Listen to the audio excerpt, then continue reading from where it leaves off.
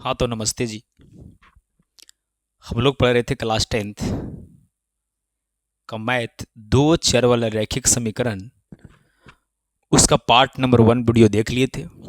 अगर पार्ट 1 अभी तक आप नहीं देखे हैं तो जाइए और इसी वीडियो के नीचे डिस्क्रिप्शन में लिंक दिया गया है, वहाँ जाके आप देख सकते हैं। तो मेरे प्यारे बच्चों, आज हम पढ़ेंगे कि अगर दो चर वाला रैखिक समीकरण दी रहेगी और उसमें हमें अगर पूछा जाए कि संगत होगा कि असंगत होगा, विरोधी होगा कि अविरोधी होगा कि आश्रित होगा, इसका ग्राफ समपाती होगा, प्रतिच्छेदी होगी कि समानांतर होगा, एक हल होगा, अनेक हल होगा, कोई हल नहीं होगा, इस सारा चीज़ों को मैंने बहुत डिटेल से देखूंगा। तो मेरे प्यारे बच्चों, अगर इस चैनल पर है तो चैनल को सब्सक्राइब कर लीजिए, जिससे जो भी वीडियो हम अपलोड करेंगे वो सबसे पहले आप तक जाएगी। ठीक है ना? और वीडियो को लाइक कर दीजिए, एक प्यारा सा कमेंट कर दीजिएगा वीडियो के नीचे, ताकि आपका कमेंट देख के मेरा दिल जो है गार्डन गार्डन हो जाए। समझ रहे हैं ना? तो चलिए हम स्टार्ट करते। थोड़ा सा मैं रिवाइज करा रहा हूँ कि आप लोग क्या क्या पढ़ चुके थे। तो मेरे प्यारे बच्चों, सबसे पहले आप पढ़ चुके थे कि अगर 2x plus 6y plus 10 equal 0 समीकरण पहला, 5x plus 12y plus 20 is equal to 0 समीकरण दूसरा। इसमें अगर हमसे पूछता कोई कि a1 कितना है, b1 कितना है, c1 कितना है, a2 कितना होगा, b2 कितना होगा और c2 कितना होगा, तो मैं बहुत बारीकी से सारा चीज़ों को मैंने बहुत आसान से बता सकता हूँ। तो मेरे प्यारे बच्चों ध्यान दें, e होता है a, e होती है b और e होती है c। ए भी होती है a, b और c। मेरे प्यारे बच्चों, समीकरण अगर 1 है वो तो इसको बोलेंगे a1, b1, c1। ए समीकरण दूसरा है तो इसको बोलेंगे a2, b2 और c2। अब यहां तक समझ गए कि a1 किसको कहेंगे, b1 किसको कहेंगे, c1 किसको कहेंगे।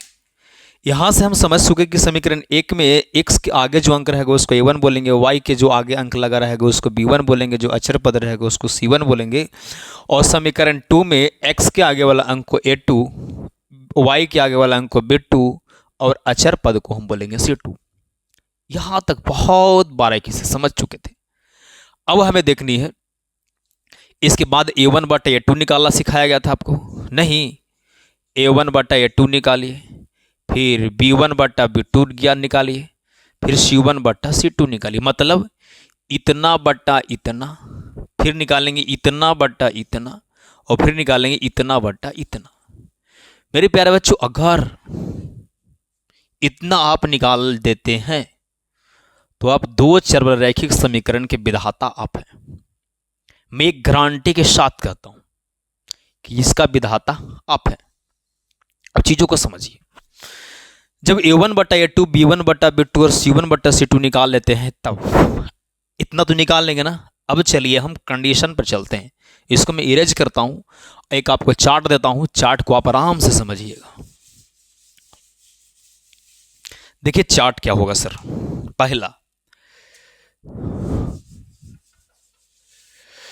पहला कहता है कि अगर आप निकालने जा रहे हैं और a1 बट्टा a2 बराबर b1 बट्टा b2 बराबर c1 बट्टा c2, ये शर्त है, इसको शर्त आप कह सकते हैं।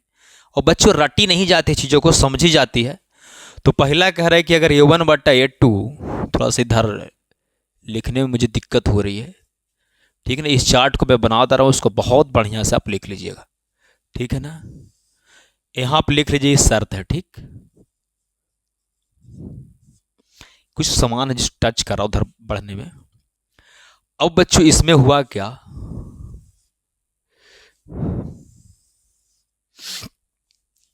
कह रहे कि a1 बटा a2, इस शर्त लिखा हुआ है, पहला शर्त कि अगर a1 बटा a2 बराबर आ जाए b1 बटा b2 बराबर आ जाए c1 बटा c2, समझ रहे हैं ना? तो अगर तोरा से पूछे कि बताओ बाबू इसको हलों की संख्या बताइए, तो हल कितने होंगे? अगर हलों की संख्या पूछे, ठीक है ना, हलों की संख्या लिखे हैं यहाँ पे, अरे भाई साहब, पर ऊपर बिंदु की संख्या। तो जब तीनों बराबर होंगे तो कितने हल होंगे? जब तीनों बराबर होंगे तो अनगिनत हल होंगे, इसको याद कर लेंगे हम। जब तीनों बराबर होंगे तो क्या होंगे हल बाबू? अनगिनत हल होंगे। ठीक है। दूसरा देखिए, अगर इसका पूछेगा कोई कि ग्राफ कैसा होगा, अगर पूछे कि जब अनगिनत हल होगा, तो आपको बताए थे कि अनगिनत हल के मतलब दोनों रेखा जो है एक ही पे चढ़ के जाएगा, एक ही पे सट के जाएगी, तो ग्राफ उसको क्या बोलते हैं? समपाती होगा। ठीक है ना, समपाती होगी। अब इसका युग्म पूछेगा, समझ रहे हैं ना, समीकरण युग्म पूछेगा। अब छोड़िए ना युग्म, अब पूछेगा कि विरोधी होगा क्या होगा इसको, तो क्या बोलेंगे सर? ये जब बहुत मनी हल होगा इसका मतलब ये आश्रित होगा। अब यहां पर होता है समीकरण युग्म, समीकरण युग्म, तो यहां पर होगा संगत। ध्यान दीजिए, अगर हल एक हो चाहे हल अनेक हो, वो संगत होगा। हल एक हो चाहे हल अनेक हो, क्या होगा? संगत होगा। और इसको पता नहीं आश्रित को क्या तो बोलते हैं, मुझे याद नहीं आ रही। चलिए, युग्म का नाम दिले है, युग्म का नाम दिले है, युग्म का नाम।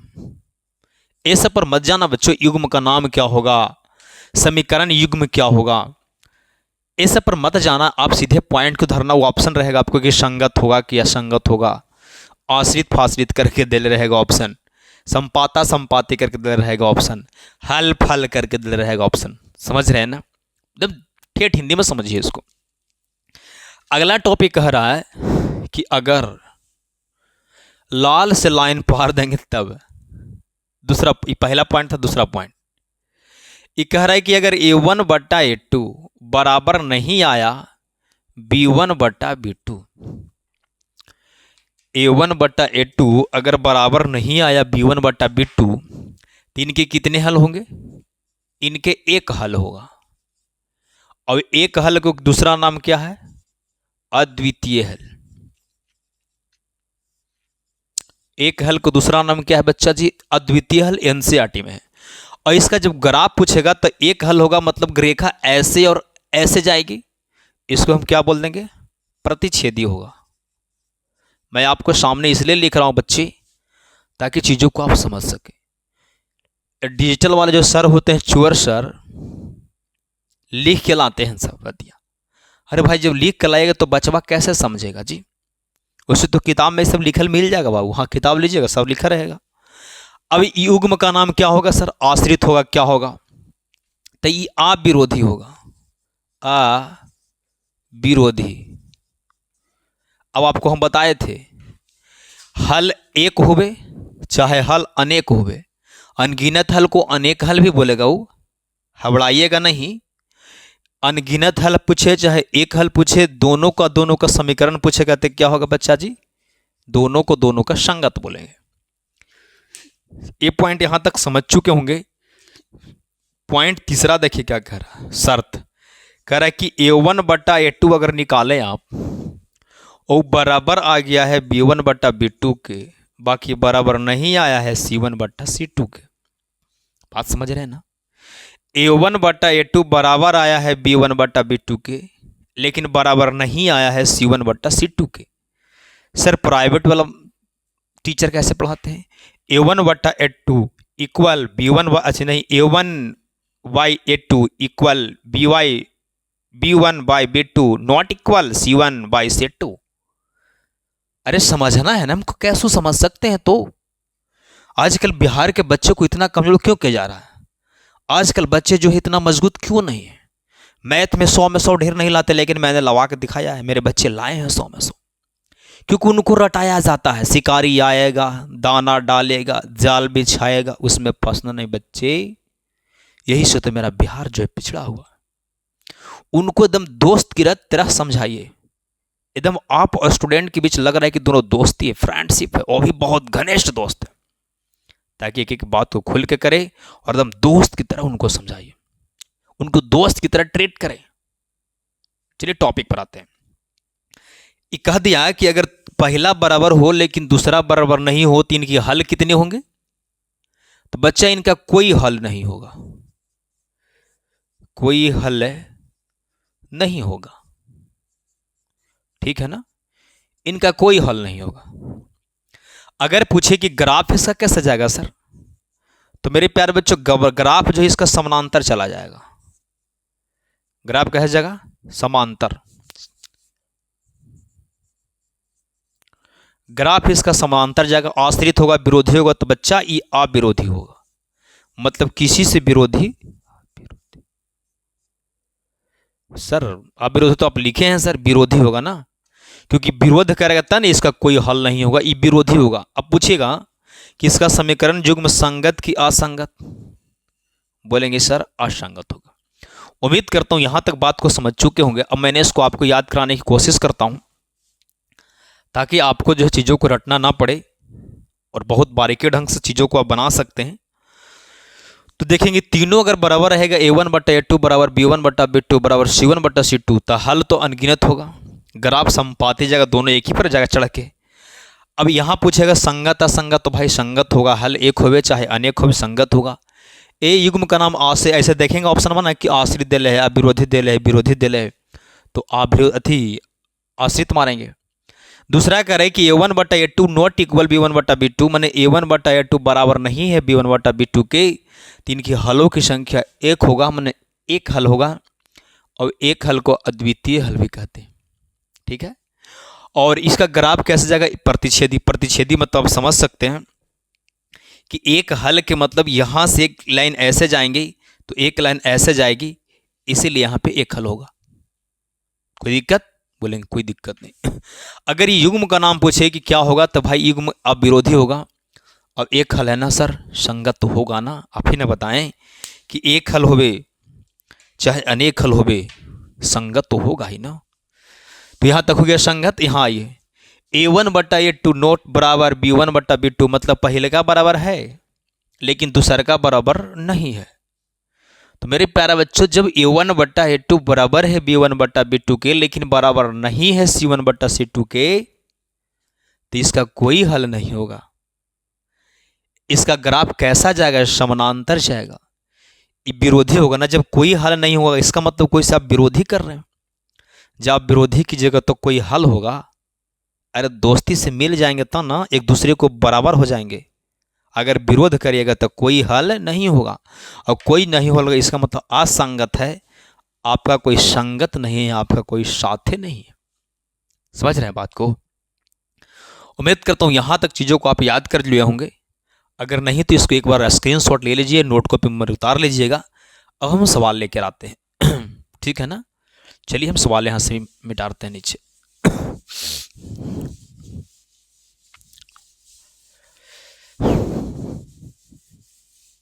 फिर इसके बाद हम लेके आएंगे विलोपन ये सब वगैरह। ठीक है, देखिए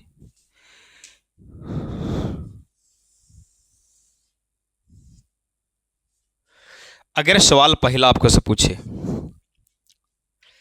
कि 2x प्लस 6y बराबर 12 बराबर 0, इस समीकरण पहला है। अब अगला दे दे 3x plus 9y plus 20 is equal to 0, ये समीकरण दूसरा है। और पूछे कि बताइए इसमें हलों की संख्या कितनी होगी।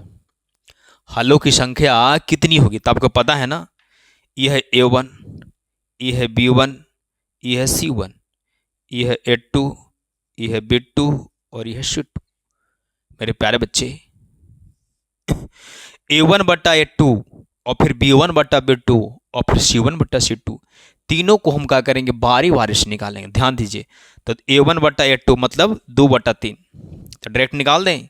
a1 बटा a2 कितना आ जाएगा? 2 बटा 3 आ जाएगा। b1 बटा b2 6 बटा 9, यहाँ से निकालेंगे b1 बटा b2 कितना आएगा बाबू? 6 बटा 9। जब काटेंगे तो 2 से काटिए, तो नहीं 3 से कटेगा, 3 दूनी 6 और 3 तिहाई 9। ठीक है, फिर निकालेंगे हम c1 बटा c2। c1 बटा c2, c1 कितना है बाबू? 12। ध्यान दीजिए, यहाँ c2 कितना है सर? 20। 4 से कटेगा तीनों, 4 तिहाई 12, 4 पच्चे 20, यानी 3 बटा 5। मैं देख लेता हूँ दिख रहा है कि नहीं दिख रहा है, तो फिर भारी दिक्कत हो जाएगा नहीं देखेगा तो। चलिए 3/5 जो है, बहुत प्यार से आप देख रहे हैं चीज़ों को।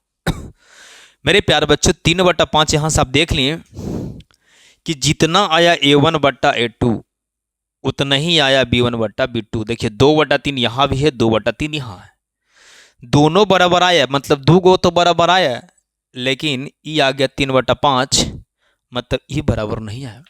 तो आपको याद कीजिए A1/A2 बराबर रहेगा B1/B2, लेकिन बराबर नहीं रहेगा C1/C2। तो पूछता कि हलों की संख्या बताए, तो बताएंगे सर कोई हल नहीं होगा। अगर पूछता यही समीकरण दे के पूछता कि बताइए इसका ग्राफ कैसा जाएगा, तो हम जानते हैं कि A1/A2 बराबर नहीं आएगा A1/A2 बराबर होगा B1/B2, लेकिन बराबर नहीं होगा C1/C2। तो इसका ग्राफ समानांतर जाएगा।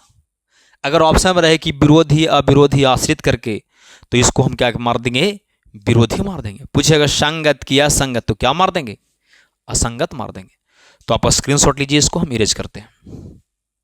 एक आध सवाल और दिखाते हैं आपको। मिटार क्यों नहीं रहे सर, मिटार ऊपर ला इसलिए नहीं, ताकि मैं आपको समझा सकूं बड़ा बेहतरीन तरीके से। देखिए अगर दी गई रहे x + 2y + 5 = 0, इस समीकरण पहला होगा, और यहां रहेगा 5x + 10y + 25 = 0, इस समीकरण दूसरा है। अब एकरा में पूछे कि बताइए, कुछ भी पूछ दे, हलों की संख्या पूछ दे सकता है, ग्राफ पूछ सकता है, वो युग्मों का नाम माने आश्रित विरोधी ऐसे कर करके पूछ सकता है, या तो संगत व असंगत करके पूछ सकता है। कुछ नहीं करेंगे, मुझे तो ये वाला शर्त चेक करना ही होगा ना, क्योंकि जब तक ये चेक नहीं कर पाएंगे तब तक हम कैसे बता सकते हैं कि क्या होगा। तो पहले मैं चेक करूंगा, क्या करूंगा बच्चों, चेक करूंगा पहले। तो हम क्या करते हैं, A1/A2, ध्यान दीजिए ऐसे रेकर आगे कुछ भी अंक नहीं लगी हुई है, तो कुछ नहीं है तो एक लगल है, तो ये होगा A1/A2, B1/B2, C1/C2। क्योंकि x के आगे वाला को A1 बोलते ना है, तो डायरेक्ट हम निकाल लूँ यहाँ A1/A2। x के आगे वाला एकरा में 1 है, एकरा में आगे कितना है, 5 है, तो A1/A2 के तो मानेंगे 1/5। B1/B2 निकालिए, B1/B2, B1 के मान कितना है, 2 है, B2 का मान कितना है, 10 है, काटिए 2 × 5 = 10, यानी 1/5। ठीक है। अब C1/C2 निकालिए, C1/C2, C1 कितना है सर, 5, लिखेंगे 5, C2 कितना है, 25, तो लिखेंगे 25, 5 × 5 = 25, मतलब 1/5। ऐसा सर देखिए ना, तीनों बराबर आ गया, नहीं आ गया तीनों बराबर, A1/A2 भी 1/5 ही आ गया काट कूट के, B1/B2 भी 1/5 ही आ गया, और C1/C2 भी 1/5 आ गया। मेरे प्यारे बच्चों, जब तीनों के तीनों आपस में इक्वल होते हैं, तो अगर पूछे कि हलों की संख्या बताइए, तो अनगिनत हल बोलेंगे, चाहे अनेक हल। अगर ग्राफ पूछेगा तो संपाती बताएंगे। अगर युग्म का नाम पूछेगा, मैंने ऑप्शन दे रहा है कि आश्रित होगा, विरोधी होगा कि अविरोधी होगा, तो आश्रित मारेंगे। और संगत असंगत करके पूछेगा, तो हम जान रहे हैं कि एक हल होगा तो संगत होगा, और अनेक हल होगा तो संगत होगा, और जब कोई हल नहीं होगा तो असंगत होगा। मेरे प्यारे बच्चों, तो इसका कहाँ पहला में जाएगा ना, हलों की संख्या पूछता तो क्या बताते, हलों की संख्या अगर पूछता तो बताते कि अनेक हल होगा। अगर पूछता ग्राफ कैसा जाएगा, तो ग्राफ पूछते तो संपाती बताते। अगर पूछता कि विरोधी होगा कि आश्रित होगा कि या विरोधी होगा, तो बहुत मनी हल है ना, तो इसको क्या बताते, आश्रित होगा। अगर पूछता है कि संगत होगा कि असंगत हो, तो हम जानते हैं कि एक हल होगा तैयो संगत, और अनेक हल होगा तैयो संगत, तो इसको क्या मारेंगे हम, संगत। जब कोई हल नहीं होता तो हम असंगत मारते हैं। उम्मीद करता हूँ यहाँ तक चीज़ों को समझ चुके होंगे। अगर फिर भी यहाँ से कुछ डाउट है तो यहाँ देख लिए, पहला A1/A2 की एग्जाम्पल देख लिए कि मतलब पहले का बराबर है लेकिन दूसरा का बराबर ना रहे तो ई में जाएगा। अगर तीनों के तीनों बराबर रहेगा तो ई में जाएगा, अगर पहले के बराबर नहीं मिल जाएगा तो ई में जाएगा। वो वाला भी मैं दिखा देता हूँ, इसका भी स्क्रीनशॉट आप ले लीजिए।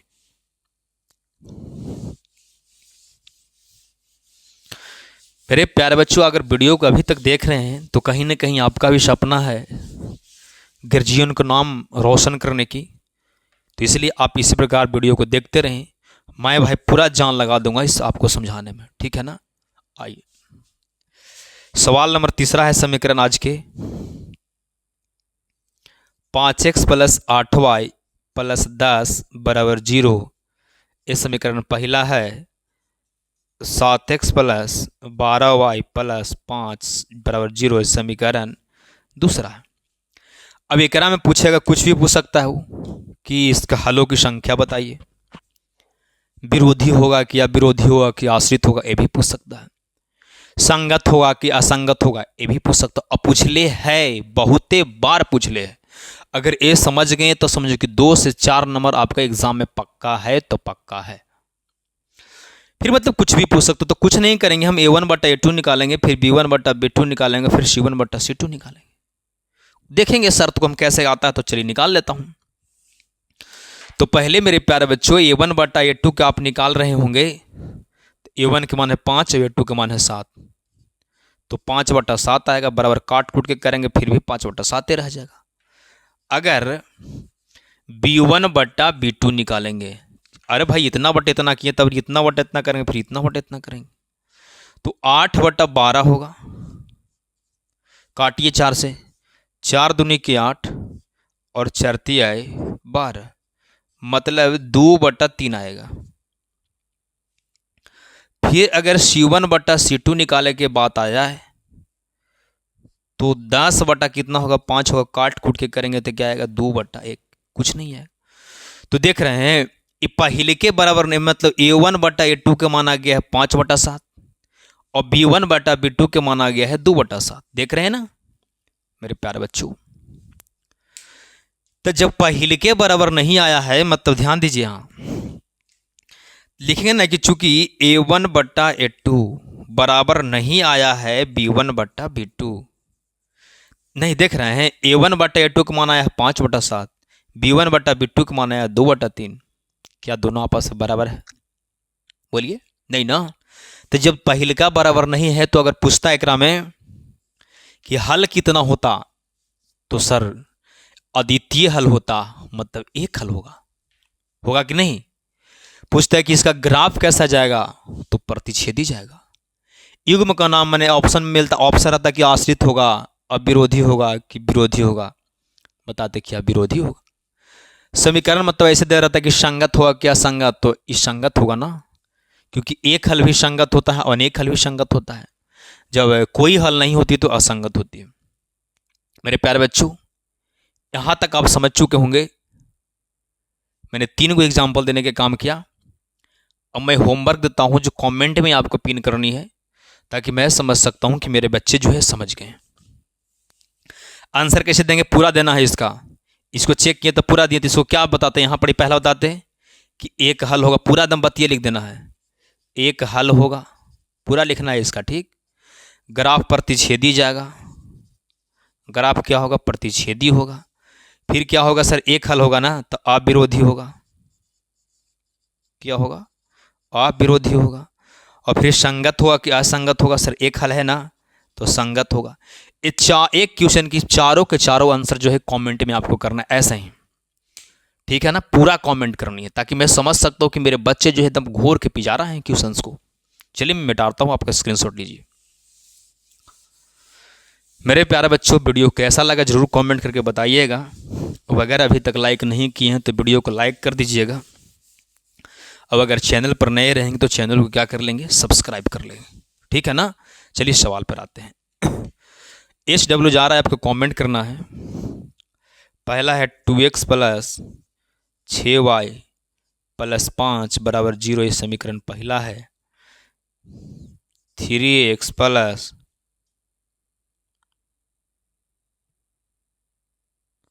9y प्लस 10 बराबर 0, इसको बताना है। सवाल दूसरा है 7x प्लस 5y प्लस 3 बराबर 0, ये समीकरण पहला है। 14x प्लस 10y प्लस 6 बराबर 0 है समीकरण दूसरा है। इसको ही बताना है कि क्या होगा, हलों की संख्या क्या होगा, तीनों पे कमेंट में करना है। सवाल नंबर दूसरा है। सवाल नंबर अगर तीसरा की बात किया जाए, सवाल नंबर अगर तीसरा की बात किया जाए तो मान ले कि 5x प्लस 8y प्लस 10 बराबर 0 और दूसरा है 3x प्लस 10y प्लस 5 बराबर 0। ये समीकरण पहला था, ये समीकरण दूसरा था। ये दोनों के तीनों जो क्वेश्चंस है, तीनों के आंसर बताना है और पूरा लाइन से बताना है। अगर तीनों बराबर आ जाएगा तो उसको हम लिखेंगे कि अनगिनत हल होगा, ग्राफ संपाती जाएगा, यह आश्रित होगा और ये संगत होगा, सब लिख देना आंसर में। जब पहला बराबर नहीं होगा तो लिखेंगे एक हल होगा, प्रतिच्छेदी होगा और विरोधी होगा और संगत होगा। जब पहला बराबर होगा और दूसरा बराबर नहीं होगा तो लिखेंगे कि कोई हल नहीं होगा, ग्राफ समानांतर जाएगा, ये विरोधी होगा और ये असंगत होगा। मेरे प्यारे बच्चे, वीडियो कैसा लगा जरूर कमेंट करके बताइए कि वीडियो कैसा लगा। ठीक है ना, आपके कमेंट का इंतजार रहता है। जब कमेंट कर देते तो मेरा दिल जो है गार्डन गार्डन हो जाता है। थैंक यू बच्चों, लव यू।